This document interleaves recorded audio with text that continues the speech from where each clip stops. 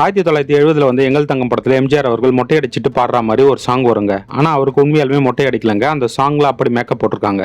1984 வந்து 100வது நாள் படத்துல சத்யராஜ் அவர்கள் மொட்டை அடிச்சுக்கிட்டு வெறித்தனமா வில்லத்தனம் பண்ணிருப்பாருங்க.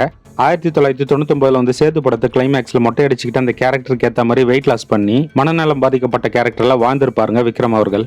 2001 வந்து ஆள வந்தான் படத்துல உலகநாயகன் கமலஹாசன் அவர்கள் மொட்டை அடிச்சுக்கிட்டு வேற லெவல்ல சைக்கோ பெர்ஃபார்மன்ஸ் பண்ணிருப்பாருங்க. 2005 வந்த கஜினி படத்துல சூர்யா மொட்டை அடிச்சுக்கிட்டு ஷார்ட் டர்ம் மெமரி லாஸ் ஆன மாதிரி வேற மாதிரி பர்ஃபார்மன்ஸ் பண்ணிருப்பாரு. இதே படத்தோட இந்தி ரீமேக்ல அமீர் கானும் மொட்டை அடிச்சுக்கிட்டு கலக்கிருப்பாருங்க. 2007 வந்து சிவாஜி த பாஸ் படத்துல சூப்பர் ஸ்டார் ரஜினிகாந்த் அவர்கள் கிளைமேக்ஸ்ல மொட்டை அடிச்சுட்டு ஸ்டைலா வந்து கலக்கிருப்பாருங்க. 2023 வந்த ஜவான் படத்துல ஷாருக் கான் அவர்கள் ஐஜாக் சீன்ல மொட்டை அடிச்ச மாதிரி வந்திருப்பாருங்க. அது படத்துக்காக அவர் போட்ட மேக்கப்பா இருந்தாலும் மொட்டை கெட்டப்ல வித்தியாசமா நல்லாவே இருந்தாருங்க. 2016 வந்த காஷ்மீரா படத்துல கார்த்திக் ராஜ்நாயக்ன்ற கேரக்டருக்காக மொட்டை அடிச்சு பிளாஷ்பேக்ல மொழியை உருட்டி பேசுற டைலாக்ல எல்லாரையும் பயமுறுத்திருப்பாருங்க.